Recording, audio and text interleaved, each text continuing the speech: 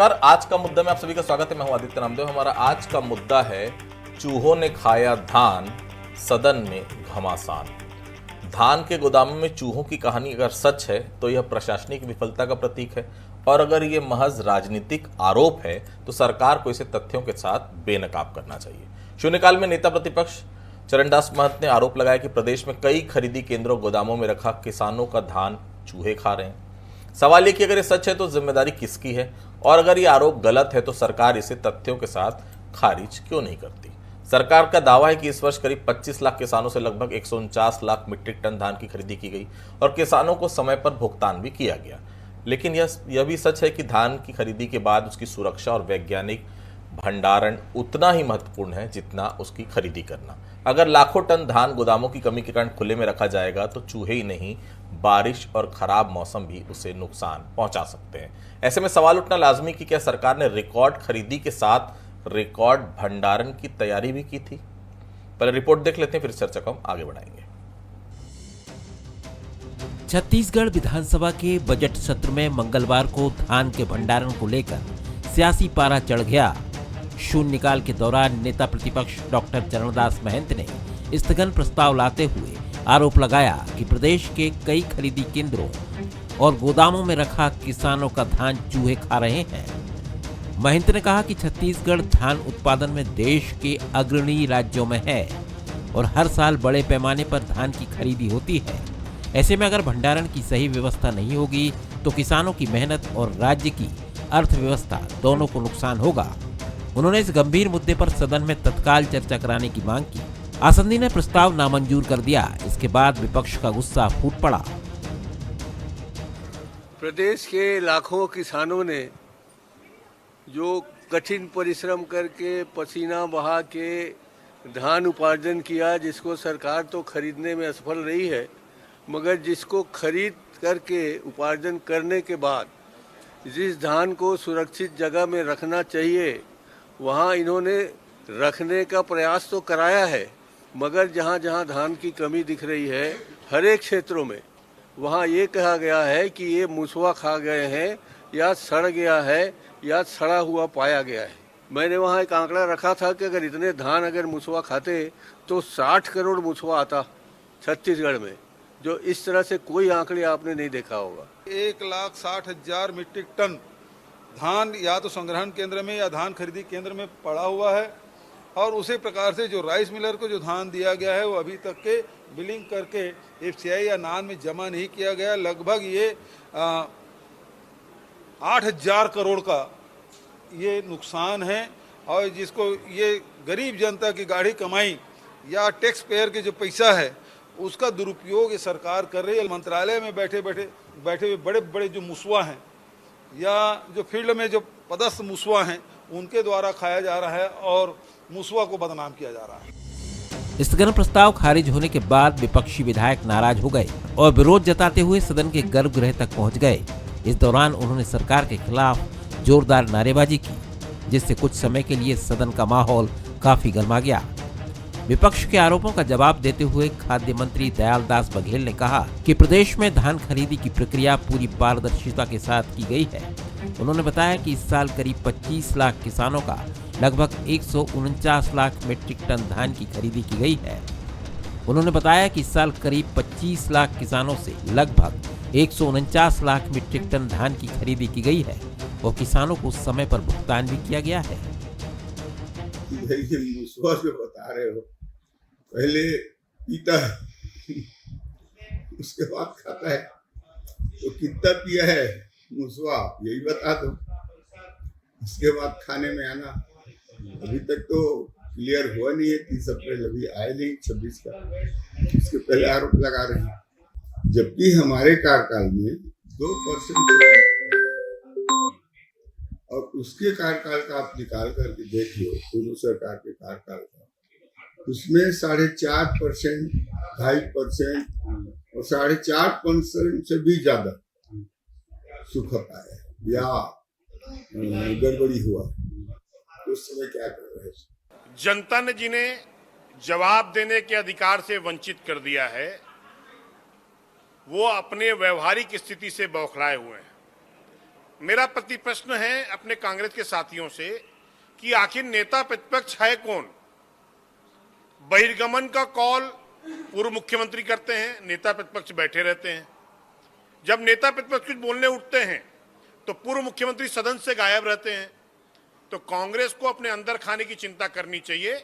सरकार सुशासन के रथ पर गतिशीलता के साथ साए साए विकास करने के साथ काम कर रही है और माननीय विष्णुदेव साय जी और मोदी जी की गारंटी की सरकार छत्तीसगढ़ में विकास की बयार के साथ संकल्प के इस बजट पर अपना ध्यान केंद्रित रखे हुए है। हालांकि सरकार की ओर से धान खरीदी और भंडारण व्यवस्था को लेकर संतोषजनक दावे किए गए, लेकिन विपक्ष इस जवाब से संतुष्ट नजर नहीं आया। धान और चूहों के आरोपों के बीच विधानसभा का बजट सत्र मंगलवार को सियासी घमासान का मैदान बन गया, जहां किसान के धान को लेकर उठे सवालों ने सत्ता और विपक्ष के बीच टकराहट और बढ़ा दी है। गौरव शुक्ला, बंसल न्यूज, रायपुर। यहाँ सरकार पर सवाल उठना जितना जरूरी है उतना ही विपक्ष की राजनीति को भी परखना जरूरी है। कांग्रेस जिस आक्रामकता के साथ इस मुद्दे को उठा रही है, वही कांग्रेस कुछ सालों पहले तक सत्ता में थी। उस समय भी धान खरीदी और भंडारण की यही व्यवस्था थी। तब गोदामों की कमी या चूहों का संकट इतना बड़ा मुद्दा क्यों नहीं बना? क्या तब पूरी व्यवस्था दुरुस्त थी? क्या तब विपक्ष की भूमिका निभाने वाला कोई और था? सत्ता बदलते ही समस्या का अचानक गंभीर हो जाना भी राजनीति की एक पुरानी शैली है। स्थगन प्रस्ताव का आसंदी द्वारा खारिज किए जाने के बाद विपक्ष का गर्भगृह तक पहुंचना और नारेबाजी करना भी इस बात की ओर इशारा करता है कि विधानसभा कई बार समाधान से ज्यादा प्रतीकात्मक विरोध का मंच बन जाती। गंभीर सवाल यह कि क्या किसानों के धान की सुरक्षा का मुद्दा केवल राजनीतिक प्रदर्शन तक सीमित रह जाना चाहिए या उस पर ठोस और पारदर्शी चर्चा होनी चाहिए? सरकार की ओर से खाद्य मंत्री दयालदास बघेल ने आरोपों को खारिज किया, बताया कि खरीदी जो है पूरी पारदर्शिता से हो रही है और किसानों को भुगतान समय पर किया जा चुका है। लेकिन प्रशासनिक जवाबदेही केवल भुगतान तक सीमित नहीं हो सकती। यदि कहीं भंडारण की व्यवस्था कमजोर है तो उसे स्वीकार कर सुधारना बेहतर रास्ता है। आखिरकार ये केवल सरकारी आंकड़ों का सवाल नहीं बल्कि किसानों की मेहनत की फसल का मामला है। चलिए हम बहस की शुरुआत करेंगे। बंसल से कुछ सवाल है, क्या कुछ सवाल है? पहला सवाल, क्या खरीदी केंद्र और गोदामों में धान को सुरक्षित रखने की व्यवस्था कमजोर है? दूसरा सवाल, अगर चूहों के धान खाने के आरोप सही हैं तो जिम्मेदारी किसकी तय होगी? तीसरा सवाल, ये मामला प्रशासनिक लापरवाही का है या सियासी आरोप प्रत्यारोप का? मेहमानों से मिलवाऊंगा। उमेश जी मेरे साथ जुड़े हुए हैं। उमेश घोरवणे साहब, भारतीय जनता पार्टी के नेता, प्रवक्ता, बहुत स्वागत करता हूँ। अनिल पुसतकर साहब हैं, वरिष्ठ पत्रकार, बहुत स्वागत करता हूँ। धनंजय जी का मुस्कुराता हुआ चेहरा आपको नजर आएगा, कांग्रेस के वरिष्ठ नेता, प्रवक्ता, बहुत स्वागत करता हूँ। सबसे पहले उमेश जी के पास चलूंगा। उमेश जी, धान किसान आप लोगों के लिए कितना महत्वपूर्ण है? अगर वास्तविकता में दोनों आप लोग के लिए महत्वपूर्ण है तो फिर चर्चा क्यों नहीं होनी चाहिए? करोड़ों का धान चूहा खा रहा है, क्या इसकी चर्चा नहीं होनी चाहिए? किसानों के खून पसीने से उपजा जो धान है वो भ्रष्टाचार की भेंट चढ़ रहा है, क्या इस पर बहस नहीं होनी चाहिए विधानसभा में? उमेश जी, देखिए, ना सिर्फ किसान बल्कि छत्तीसगढ़ के हर एक विषय को हम बहुत गंभीर मानते हैं और सदन में कोई भी विषय निकल करके आता है तो निश्चित तौर पे वो गंभीर है और गंभीर विषय पर सरकार पूरी गंभीरता के साथ लगातार काम कर रही है। लेकिन केवल कांग्रेस की चूहा राजनीति के लिए या केवल कांग्रेस के चूहा परसेप्शन की राजनीति के लिए सदन और सदन की कार्रवाई और सदन की कार्रवाई को डिस्टर्ब करना, स्थगन लाना और केवल अपना राजनीतिक रोटी सेकने का प्रयास करना, ये कदापि उचित नहीं है। रह गई बात धान खरीदी, सुखद का भी विषय आया, चूहा वाला विषय भी निकल के आया। बार बार इस विषय पर कांग्रेस राजनीति करने का प्रयास कर रही है। यहां छत्तीसगढ़ प्रदेश के अंदर में किसी धान खरीदी केंद्र के अंदर में कोई छोटा सा कर्मचारी या कोई मुंशी इस विषय पर बयान दे दे और कांग्रेस के लोग उसको लपक करके लगातार राजनीति करने का प्रयास करें। सरकार की तरफ से इस प्रकार का कहीं कोई बयान निकल के नहीं आया है और पूरे जिम्मेदारी के साथ, पूरी जवाबदारी के साथ माननीय मंत्री जी ने इस विषय पर जवाब दिया है। सुखद को भी लेकर के सवाल उठा रहे थे, 24-25 का विषय है तो 24-25 के विषय को भी मैं गंभीरता से बता दूं कि 88 लाख मीट्रिक टन धान के एवज में 80 लाख मीट्रिक टन धान जमा हो चुका है और वर्तमान को लेकर के जिस प्रकार से ये सवाल उठा रहे हैं हैं तो ये भी सरकार में रहे हैं। 25-26 के आंकड़े अप्रैल से आगे आकर निकल करके आएंगे, इस बात को बहुत गंभीरता से कांग्रेस के नेता समझते हैं। वो भी सरकार में रहे हैं, लेकिन केवल राजनीति करना है और राजनीति करने के लिए सदन में हंगामा खड़ा करना है और एन केन प्रकार अपने आप को किसान हितैषी बताना है। तो इस प्रकार की राजनीति कांग्रेस की यहां पर नहीं चलने वाली है। सदन में पूरे जवाबदारी 18 से 23 में आपके 15 विधायक थे और एक का देहांतवास हो गया था, तो 14 विधायक बचे। लेकिन 14 विधायक भी कांग्रेस के इतने विधायक होने के बावजूद भी भारी पड़ते थे। हर समय स्थगन लाना, छोटे छोटे विषय पर आप भी चर्चा चाहते थे। हाँ, हालांकि उस समय भी कांग्रेस का यही रहता था कि जो भी आए स्थगन उसको अग्राह्य कर दो। लेकिन वो जो अधिकारी था जिसने चूहों के क्या अफीम के नशे में था, वो सरकारी मुलाजिम है भाई, सरकारी अधिकारी, कोई चपरासी नहीं था वहां का, उसने बयान दिया। उमेश जी, मतलब कितनी गंभीरता मानते हैं इसको, बताइए। उस पर कार्रवाई हो गई है, आगे जांच भी चल रही है, लेकिन सुखद को लेकर के ये आरोप लगाते हैं। अगर कांग्रेस के सरकार के समय की ही मैं बात कर लूं, 4.5%, कभी 5%, कभी 4%, उससे ज्यादा सुखद, और हमारे कार्यकाल की अगर मैं बात कर लूं 2% से अधिक सुखद निकल करके नहीं आया। अब क्या मैं ये आरोप लगा दूं इनके ऊपर कि जो ये अधिक सुखद आ रहा था, इनके यहां कौन सा चूहा खा जा रहा था? चूहा तो इनके समय में शराब भी पी जा रहा था, उसका जवाब निकल करके नहीं आया। लेकिन केवल राजनीति करना है, केवल राजनीति, मतलब चूहे दोनों तरफ ही हैं। जी धनंजय जी, आपने नारेबाजी की, वेल में घुस गए, आरोप लगाए, बहुत अच्छा किया, विपक्ष को प्रदर्शन में 100 में 100 नंबर दिए, चलो। लेकिन मेरा सवाल है, निष्कर्ष क्या निकला धनंजय? क्या दोषी को सजा दिलवा सके, जांच की मांग मनवा सके आप लोग, और सरकार अपने रूप पर अड़ी गए और आप लोग बस मीटिंग के लिए कैमरे पर नंबर बढ़ाने में जुटे हुए हैं, उसके अलावा कुछ भी नहीं है? इस विषय पर क्या लगता है कोई सार्थक परिणाम आया धनंजय जी? देखिए आदित्य जी, जब भ्रष्टाचार करने वाले सरकार में बैठे हुए हैं, घोटाला करने वाले सरकार में बैठे हैं, 14 मुसवा प्रदेश की जनता कह रही ने, 14 मुसवा धान खा गया प्रदेश के किसानों का। अभी तो होली का सीजन था, गाना चला था, दे दो बुलावा विष्णु जी मुसवा को, घोटाला मूसा बिन होए ना, बहुत चर्चित गाना भी होली के समय आया है। और जवाबदेही किसकी है? जो जवाबदार लोग हैं वो तो भ्रष्ट लोग हैं। वो तो चाहे धान हो, चाहे गरीबों का चावल हो, चाहे आदिवासियों का चना गुड़ हो। अरे अभी तो देख रहे हैं डुप्लीकेट बियर कवर पहनाकर, कपड़ा पहनाकर जनता को बेच रहे हैं। इनको हर जगह भ्रष्टाचार करनी चाहिए, क्योंकि ये सरकार अफीम के नशे में डूबी हुई है। सरकार में बैठे हुए लोग, इन्हों किसानों की चिंता नहीं है, इन्हें छत्तीसगढ़ की खजाने को कैसे लूटा जाए और अपने दिल्ली के केंद्रीय नेता को 1500 करोड़ कैसे पहुंचाया जाए, उसके लिए चूहा को बदनाम कर देंगे, उसके लिए जनता को बदनाम कर देंगे, उसके लिए विपक्ष के सवालों का जवाब नहीं देंगे। क्योंकि सबसे बड़ा रुपया, तभी तो कुर्सी बचेगी, नहीं तो रिमोट का बटन दबेगा और कुर्सी हवा में उछल जाएगी। अरे शर्म आनी चाहिए सरकार में बैठे हुए लोगों को।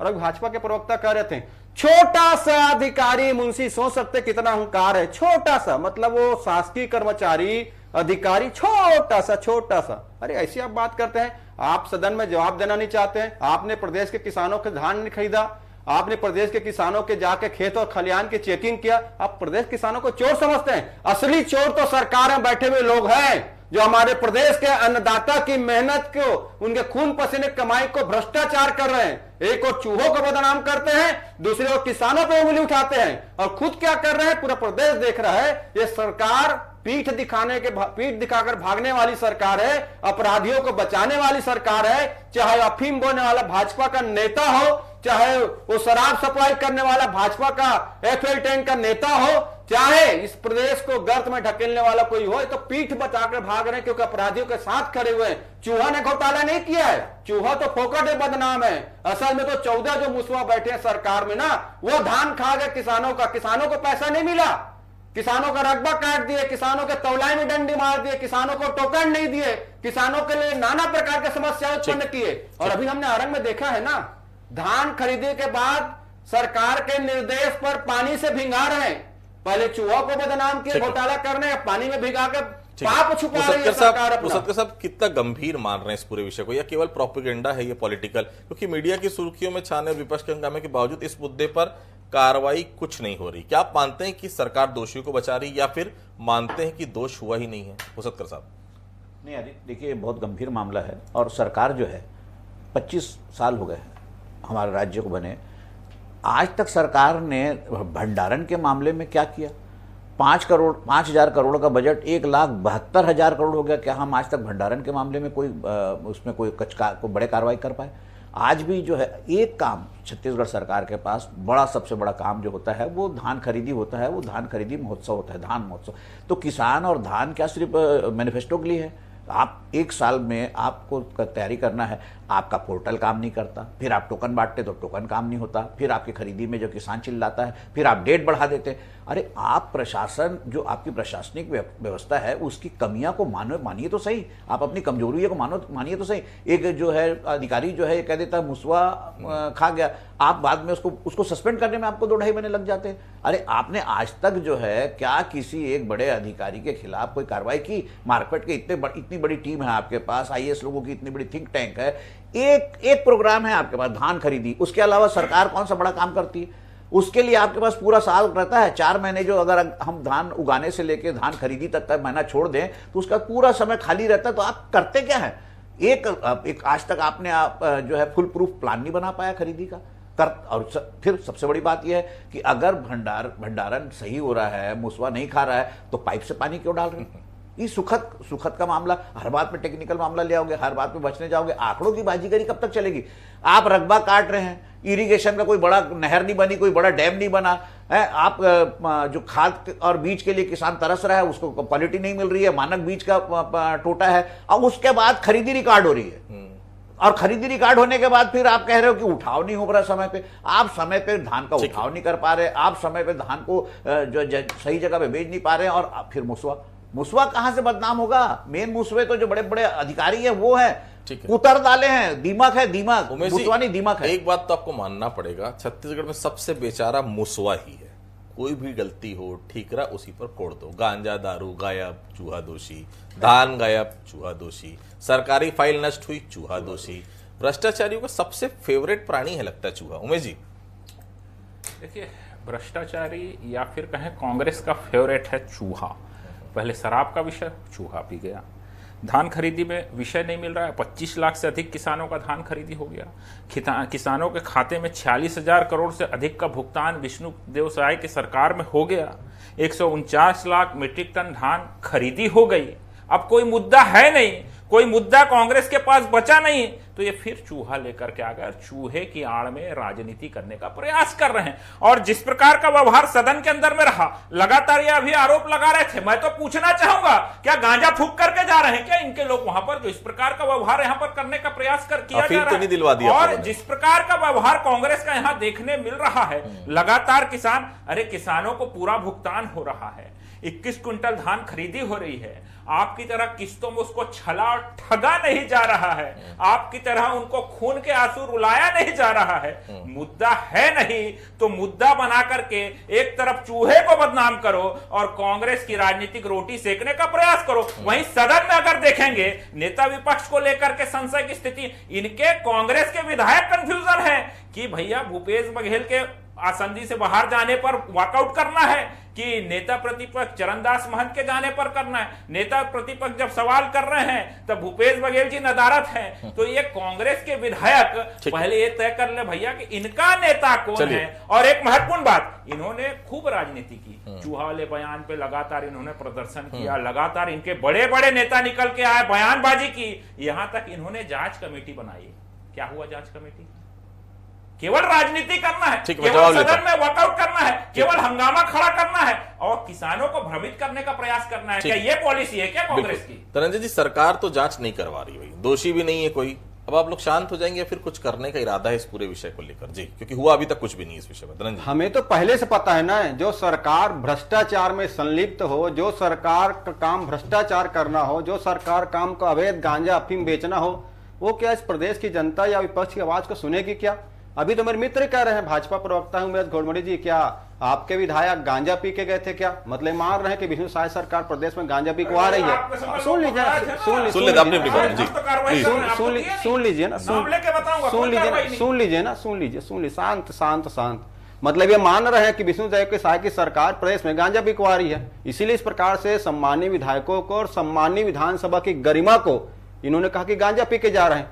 मतलब वहां जो भी है वो गांजा पी के जा रहे हैं और गांजा विष्णु साय की सरकार भी एक्वायर हो गई। ये अच्छी बात नहीं। दूसरी बात, आपको सदन में जवाब देना है। कांग्रेस है, विपक्ष में है, हम सवाल उठा रहे हैं, मीडिया सवाल पूछ रही है, जवाब किनको देना है। और बोल रहे थे नेता प्रतिपक्ष कौन है, भाई नेता प्रतिपक्ष तो चरणदास महंत जी हैं, पर प्रदेश की जनता पूछ रही है मुख्यमंत्री कौन है। सोमवार को विष्णु साय जी, मंगलवार को विजय शर्मा जी, बुधवार को अरुण साव जी, फिर गुरुवार को कोई और। तो भाई मुख्यमंत्री कौन है जो जिम्मेदारी से जवाब दे सके। हमने देखा ना एक नक्सल मामले पर मुख्यमंत्री जी बयान देते हैं कि बहुत बड़ी कार्रवाई हुई है, नक्सली मामले में जवानों को सफलता मिली है, 15 दिन बाद गृह मंत्री जी आकर कहते हैं कोई कार्रवाई नहीं हुई। तो ये सरकार की स्थिति है कि सरकार चला कौन रहा है। और हम तो चाहते हैं भ्रष्टाचार में कार्रवाई होनी चाहिए, पर जो भ्रष्ट लोग सरकार में बैठे हैं, जो भ्रष्टाचार कर रहे हैं, चाहे एक सेकंड दीजिएगा, चाहे जेम पोल्टर में घोटाला करना हो, आदिवासियों के चना में घोटाला करना हो, चाहे अफीम की खेती को संरक्षण देना हो, वो क्या कार्रवाई करेंगे। अपराधियों को बचाने वाली सरकार है। सबका सब क्या सरकार हो या विपक्ष, वो धान और किसान का हितैषी बनकर बस सिर्फ राजनीति कर रहा है, क्योंकि राज्य बने 26 साल बीत गए, अब तक जो है धान के रख रखाव की उचित व्यवस्था नहीं हो पाई। पुसतकर साहब, नहीं, मैंने तो पहले कहा कि आपने आज तक 5,000 करोड़ के बजट को 1,72,000 करोड़ तक पहुंचा दिया, और उसमें आप इरिगेशन के लिए जो है हजारों करोड़ रुपए का रखते हैं, एग्रीकल्चर के लिए आप हजारों करोड़ का बजट रखते हैं, फूड पार्क की बात करते हैं। फूड पार्क आप देख लीजिए, कुरूद सड़क पे जो है हाईवे पे फूड पार्क बना हुआ, एक कुछ नहीं खाली पड़ा। अरे फूड पार्क की जगह आप जो है फूड प्रोसेसिंग और उस सारी चीजों की जगह आप जो है फूड के प्रोक्योरमेंट के लिए क्यों नहीं काम कर रहे हैं, आप उसके भंडारण के लिए काम क्यों नहीं कर रहे, स्टोरेज के लिए क्यों। आज भी आपका जो धान खुले में पड़े रहता है, बारिश हो जाती है, आप तालपत्री ढूंढते हो, फिर आप कहते हो कि धान सड़ गया, फिर आप उसमें धान में कोपल निकल जाती है। आप धान को मजाक समझ लिए हो, एकमात्र काम है आपका धान खरीदी, और छत्तीसगढ़ जो है धान का कटोरा कहलाता है। भाई ठीक है, आपने खरीद दिया, किसान की नहीं रही वो फसल सरकार की हो गई, लेकिन फसल सरकार की भी है तो सड़े क्यों, उसको चूहा क्यों खाए, उसका नुकसान क्यों। इस पूरे सिस्टम में अगर आपके पास एक बड़ा एक अभियान है धान खरीदी का, तो आपको 26 साल लग गए एक तो फुल प्रूफ आप बनाते। आप किसी एक अधिकारी को बताइए, आप आज तक आपने दंडित किया हो। ठीक है उमेश जी, क्या आप मानेंगे कि धान बेचने से लेकर भंडारण तक में जो दिक्कतें या गड़बड़ी के आरोप लग रहे हैं उसके लिए सरकार जिम्मेदार है, व्यवस्थाएं दुरुस्त आप लोग 26 साल में नहीं कर पाए, बताइए क्या बेहतर हो पहले की तुलना में आज, क्योंकि 26 साल में 17.6 मतलब 17 साल 6 महीने आपकी सरकार रही है, जवाब तो आपको देना होगा ना। देखिए, धान खरीदी 2000 से आप देख रहे हैं लगातार, और धान खरीदी वितरण केंद्रों के साथ साथ धान के भंडारण की क्षमता लगातार बढ़ाने का काम किया गया। इसलिए आज जो लगभग 150 लाख मीट्रिक टन धान और उसके संग्रहण, और उसके बाद जो सूखत का विषय हो या जो आरोप निकल करके आते हैं कि जो धान सूखत के कारण कम हो गए, उसकी मात्रा, उसका तुलनात्मक अध्ययन, और जो लगातार एक व्यवस्था भंडारण की बनी हुई है, एक तो वितरण केंद्र से लेकर के जो मिलरों की क्षमता है और तमाम तरह के जो विषय हैं, उसके आधार पर एक भंडारण क्षमता के साथ छत्तीसगढ़ काम कर रहा है। इस बात को मैं स्वीकार करूंगा, कोई गुरेज नहीं है, क्योंकि आने वाले समय में इससे और बेहतर करना है कि भंडारण क्षमता को लेकर के निश्चित तौर पर हम में आज भी कमी है और उसको सुधारने की आवश्यकता है, और इसको लेकर के सरकार गंभीर है, चिंतित है, और आने वाले समय के अंदर में इसको कैसे बढ़ाया जाए और एक अपनी व्यवस्था हो, सुरक्षित व्यवस्था हो, जिससे इस प्रकार के आरोपों से भविष्य में भी बचा जाए। लेकिन क्या उस सरकार की जवाबदेही और जिम्मेदारी नहीं बनती जिसने घोषणा की थी 200 फूड प्रोसेसिंग यूनिट बनाएंगे। राहुल गांधी जी उत्तर प्रदेश और बिहार में जाकर के डंका पीट रहे थे कि भूपेश बघेल जी वहां फूड प्रोसेसिंग यूनिट बना दिए हैं, चुनाव के समय यहां एक नहीं मिला। तो इस प्रकार की स्थिति कांग्रेस के समय में थी। हम एक सकारात्मक सोच के साथ आगे बढ़ रहे हैं और आने वाले समय में इसको और बेहतर करने का सरकार का ईमानदारी से प्रयास। धनंजय, सरकार तो पूरी पारदर्शिता के साथ धान खरीदी व्यवस्था की बात कर रही है, उमेश जी को सुन लिया आपने, आप लोगों को शक क्यों है, और अगर वाकई में झोल है तो फिर सबूत के साथ सामने क्यों नहीं रख दे रहे सदन में। धनंजय जी, तो सदन में तो रखा गया सबूत, शायद आपके चैनल वाले वहां गए थे, उनको दिखा नहीं होगा, क्यों आंकड़े तो वहां पे दिए हैं। नहीं सबूत के साथ सबूत तो आंकड़ा ही होगा ना, बिल्कुल सबूत तो आंकड़ा ही होगा ना, आंकड़ा वहां पे दे दिया इनके गड़बड़ियों को, जो इनके रिकॉर्ड सामने आए उसमें तो दिख रहा है, सीधा सीधा दिख रहा है ना। मैं तो कह रहा हूं ना कि देश में आज एक नारा गूंजता है, चौकीदार, सुन लीजिए ना, इनसे बुला लीजिए ना, फिर क्लोज बीच में भाई इसे बुलवा लीजिए, बुलवा लीजिए। उमेश जी मैं आऊंगा आपके पास, प्लीज कंप्लीट करें, मैं आऊंगा आपके पास, मैं समय दूंगा आपको आपकी बात करने का, प्लीज धनंजय जी जल्दी कंप्लीट करें। इसीलिए देश में कहा जाता है कि चौकीदार चोर है। नारा क्यों गूंजता है? क्योंकि सरकार में बैठे लोग घोटालेबाजों को संरक्षक है। मैं कह रहा हूं ना, मुझे तो बड़ी चिंता हो रही है ठीक। इस बार 149 लाख मीट्रिक टन धान की खरीदी की है। पता नहीं कितना टन धान इस बार चूहा खा जाएगा, ये समझ से परे है। भगवान इस हमारे प्रदेश के किसानों के, अन्नदाताओं के अन्न की रक्षा करना। ये सरकार तो चूहों को बदनाम करके पता नहीं कितने लाख मीट्रिक टन धान 26 खाई। साल के छत्तीसगढ़ को आपने बढ़ते हुए देखा है। पहले की तुलना में धान की खरीदी व्यवस्था में आप क्या बेहतर देख रहे हो? क्योंकि सरकार ने जो आधुनिक तरीके अपनाए हैं उससे लग रहा है परेशानी और शिकायतें ज्यादा बढ़ी है। आप क्या सुधार इसमें कोई आगे महसूस करें? ऐसी स्थिति हमेशा जो आने वाले सालों में भी यही देखने को मिलेगी? नहीं, देखिए आदित्य, सरकार कोई भी सरकार हो, मैं कांग्रेस और भाजपा की बात नहीं कर रहा हूं, सरकार की मंशा बहुत अच्छी रहती है। सरकार की, किसी भी सरकार की मंशा कभी खराब नहीं रहती। सवाल होता है उसके इंप्लीमेंटेशन का, सवाल होता है उसको आप एग्जीक्यूट कैसे करते हैं, सवाल होता है उसके आउटपुट का। तो आप तो आउटपुट के मामले में जीरो हो। आपकी इतनी बड़ी टीम, अफसरों की टीम है, बड़े बड़े अफसर है, बड़े बड़े IAS IPS सब लगे हुए हैं, और उसके बाद भी हो क्या रहा है? धान की जो है वो स्मगलिंग हो रही है, बाहर प्रदेश से आ रहा है। फिर हो क्या रहा है कि धान आपका चूहा खा जा रहा है। फिर हो क्या रहा है कि आपके पास स्टोरेज व्यवस्था नहीं। आखिर में इस 26 सालों में आप एक फुल प्रूफ सिस्टम क्यों नहीं बना पा रहे हैं? और खरीदी करने में एक ही खरीदी तो करना है आपको। धान महोत्सव मनाते हो, इतने धूमधाम से मनाते हो, पूरी दुनिया में चिल्लाते हो कि हम धान का कटोरा, धान का कटोरा, धान के कटोरे में आप ही मुंह उगा रहे हो। ठीक, देखिए सच्चाई यही है। अगर दोनों दल अपने दिल पर हाथ रखे गए तो धान केवल छत्तीसगढ़ में वोट के अलावा कुछ भी नहीं है। 3100 रुपये में आप खरीद रहे हैं, मिलर को कितने में बेच रहे हैं, फिर मिलर से कितने में ले रहे हैं। कुल मिलाकर जो गाढ़ी कमाई जो टैक्स के रूप में देते, केवल उसी की बर्बादी हो रही है। दूसरी बड़ी बात कि धान के अलावा भी बाकी फसलों को भी आपको देखना पड़ेगा, क्योंकि धान की स्थिति जो होते जा रही छत्तीसगढ़ में, सभी लोग धान उपजा रहे हैं और धान के कारण जो वाटर लेवल जा रहा है नीचे, उस पर गंभीर सोच का प्रश्न इसलिए भी है क्योंकि आने वाली जनरेशन को पानी नहीं मिलेगा इस वोट बैंक के चलते। कुछ पंक्तियों के साथ अपनी बातों को खत्म करूंगा। धान के ढेरों पर सत्ता के दावे पहरेदार बने रहे और नीचे चूहे चुपचाप पूरी व्यवस्था को कुतरते रहे। कागजों में गोदाम भरते रहे, उपलब्धियों से जमीन पर बोरे खुले आसमान तले सड़ते रहे। सत्ता ने कहा सब सुरक्षित है, सब नियंत्रण में है, और किसान की मेहनत पर चूहे रात भर जश्न करते रहे। अजीब दौर है जनाब इस राजनीति का। धान चूहे खाते रहे और नेता एक दूसरे पर दोष मढ़ते रहे। आप सभी हमारे से जुड़े, आप सभी लोगों को बहुत बहुत धन्यवाद। आज का मुद्दा में फिलहाल इतना ही। बाकी खबरों के लिए आप लगातार बने रहिए वंसन न्यूज के साथ। नमस्कार।